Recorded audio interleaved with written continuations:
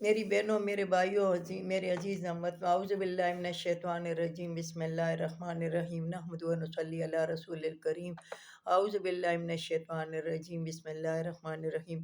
میں نے یہ اردو کا ویلوگ بنایا تھا مگر پھر بنا رہی ہوں کیونکہ یہ مجھ سے ایک حیات درمیان میں رہ گئی۔ اللہ تعالیٰ مجھے اس پہ معافی دے، اللہ تعالیٰ مجھے سزا نہ دے۔ میری بہنوں، میرے بھائیوں، اگر آپ سبسکرائب کر دو تو یہ آپ کا صدقہ جاریہ ہوگا، دنیا میں بھی آخرت میں بھی۔ یہ سورۃ ابراہیم ہے اور 13واں سپارہ ہے، اور میں نے 31 آیات تک کل میں نے ویلوگ بنایا تھا، اور آج 32 آیات سے میں بنا رہی ہوں۔ اللہ تعالیٰ اس پہ ہمیں عمل کرنے کی توفیق عطا فرمائے۔ اعوذ باللہ من الشیطان الرجیم، بسم اللہ الرحمن الرحیم، نحمد و نصلی علی رسول الکریم، اعوذ باللہ من الشیطان الرجیم۔ یہ سورۃ ابراہیم ہے، 13واں سپارہ ہے۔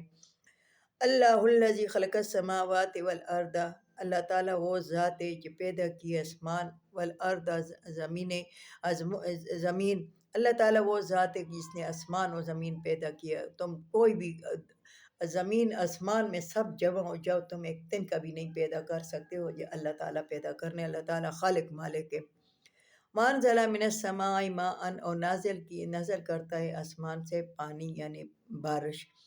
آسمان سے پھر یہی بخارات اوپر جاتے ہیں، اس سے بادل بنتے ہیں، پھر اس سے بارش ہوتی ہے جہاں جس زمین پہ زیادہ ضرورت ہوتی ہے بارش کی۔ فَأَخْرَجَ بِهِ مِنَ الثَّمَرَاتِ رِزْقًا لَكُمْ، پس نکالتا ہے اس سے تمہارے لیے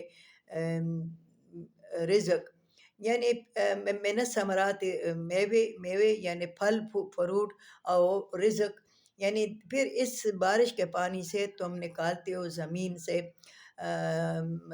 خشک پھل اور تازے پھل، اور رزق یعنی گندم، جوار، جو، دالیں، چاول، یہ تمام تم پیدا کرتے ہو اس سے۔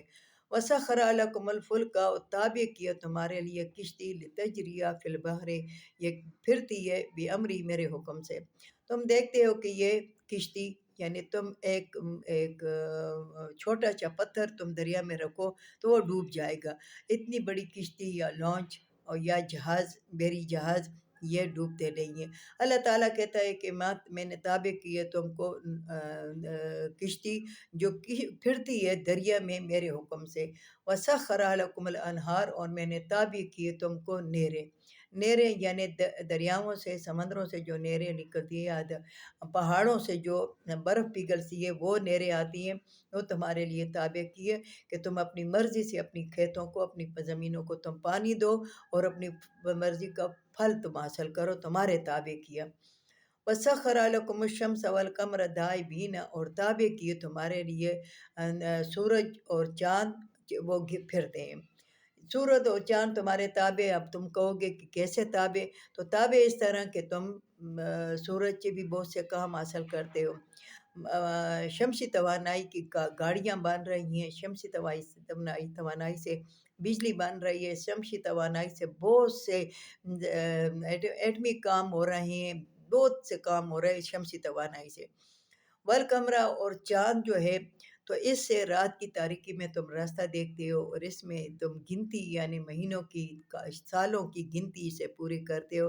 دائبین، اور اپنے مدار میں وہ پھرتے ہیں، اپنے یعنی چاند سورج کو نہیں ٹکراتا اور سورج چاند کو نہیں ٹکراتا، ایسا ہو تو پھر قیامت آ جائے۔ تو یہ اپنے مدار میں اپنے راستے پر پھرتے ہیں۔ وَسَخَّرَ لَكُمُ اللَّيْلَ وَالنَّهَارَ، اور تابع کیے تم کو رات اور دن۔ پھر اللہ تعالیٰ نے تابع کیے تم کو، رات اور دن تمہارے تابع کیے، یعنی رات میں جو کام تم کرتے ہو، رات میں تمہارے لیے سونے، آرام کی وہ ہے، اور تم کام بھی کر سکتے ہو، اور پھر دن میں تم معاش ڈھونڈتے ہو، کام ڈھونڈتے ہو۔ وَآتَاكُم مِّن كُلِّ مَا سَأَلْتُمُوهُ، اور آتا ہے تمہارے پاس ہر ایک چیز وہ جو تم مانگتے ہو، تمہارے پاس جو بھی تم مانگتے ہو یا جس کے لیے تم کوشش کرتے ہو، وہ چیز یعنی کھانا پینا، رہن سہن، جو بھی ہوتا ہے دنیا کی جو بھی چیزیں ہیں وہ تمہارے پاس آتی ہیں جو تم مانگتے ہو۔ وَإِن تَعُدُّوا نِعْمَتَ اللَّهِ، اگر تم گنو نعمتیں اللہ کی، لا تحصوها، تو نہیں گن سکتے۔ اگر تم اللہ کی نعمتیں شمار کرو، تم گنو تو وہ تم اللہ کی نعمتیں نہیں مار سکتے۔ اللہ تعالیٰ اور سورۃ الرحمن میں فرماتے ہیں فَبِأَيِّ آلَاءِ رَبِّكُمَا تُكَذِّبَانِ، اے انسان تو میری کون کون سی نعمت کو ٹھکراؤ گے، جھٹلاؤ گے۔ تو اگر تم گنو اللہ کی نعمتیں لا تحصوها، تم نہیں گن سکتے۔ ان الانسان لظلم کفار، بے شک یہ انسان جو ہے جو ظالم ہے، انکار کرنے والا ہے۔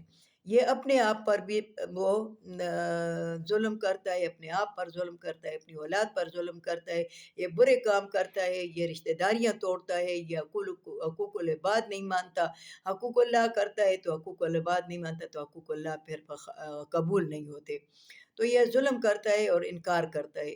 وَإِذْ قَالَ، یہ دوسری رکو شروع ہو رہی، وَإِذْ قَالَ ابراہیم، سے جس وقت کہا ابراہیم علیہ السلام نے، ربی جعل هذا البلد آمنا، اے رب میرے تو بنا دے اس شہر کو امن والا۔ کس شہر کو؟ مکے کو۔ ابراہیم علیہ السلام کی یہ دعا ہے کہ اللہ تعالیٰ نے اللہ تعالیٰ سے دعا کرتا ہے کہ اے رب میرے، کہ تم بنا دے اس شہر کو امن والا شہر۔ وہ شہر امن والا ہے، اس میں کوئی بھی دشمن کے ساتھ ہوتا ہے، طواف کرتا ہے، پھرتے ہیں، مگر اس کو کچھ کہہ نہیں سکتا، کیونکہ اس شہر کو دعا ہے ابراہیم علیہ السلام کی، اور اللہ تعالیٰ نے اس کو امن دیا ہے۔ وَجُنُبْنِي وَبَنِيَّ، اور بچا دے میری اولاد کو، ان نعبد الاصنام، عبادت بتوں کی۔ میری اولاد کو تم بچا دے، میری اولاد کو تم بچا، یعنی یہ اللہ ابراہیم علیہ السلام کی دعا ہے کہ ہم ابراہیم علیہ السلام کے دین پر ہیں، ہم ابراہیم علیہ السلام کی اولاد ہیں، اس لیے اللہ تعالیٰ ہمیں، ابراہیم علیہ السلام نے دعا کی کہ یا اللہ میری اولاد کو تم بتوں کی عبادت سے بچا دے۔ ربی انا ہننا، اے رب میرے، بے شک اضللنا، گمراہ کیا، کثیرن، بہت سے، من الناس سے، لوگوں کو، ان بتوں نے، ان بابوں نے، ان زیارتوں نے، ان قبروں والوں نے، یعنی قبر والوں نہیں، قبروں پر جو جاتے ہیں، جو قبروں کی عبادت کرتے ہیں، قبریں والے تو وہ تو مر گئے، ان کو تو اپنا ہو گیا، انہوں نے تو نہیں کہا کہ تم ہماری عبادت کرو، اور نہ وہ کہتے ہیں، اور نہ ان کو پتہ ہے کہ یہ کس کی عبادت کر رہے ہیں، یہ بھی وہ مٹی کے پاس جاتے ہیں، وہ مٹی زمین کے پاس جاتے ہیں، اور یہ اللہ تعالیٰ نے ابراہیم علیہ السلام نے کہا کہ میری اولاد کو بچا دے بتوں کی عبادت ہے، بے شک انہوں نے گمراہ کیا بہت سے لوگوں کو۔ فمن تبعنی منی فإنی، وہ جو میری تابعداری کرے، فإنہ منی، وہ میرا ہوگا، میرے گروہ سے ہوگا، میری اولاد سے ہوگا۔